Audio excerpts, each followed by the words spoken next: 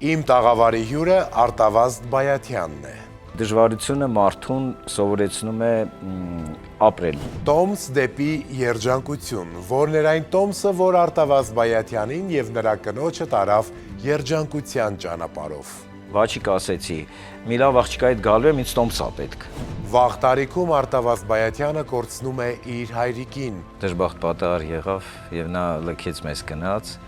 բայց դե միշտ մեր սրտերում մնացել է նա։ Անակնկալ հանդիպում մեր տաղավարում, նրանք վերջին անգամ հանդիպել էին 13 տարի առաջ։ Արտավազդ Բայաթյանի կյանքի ամենահետաքրքիր ու հիշարժան պահերը։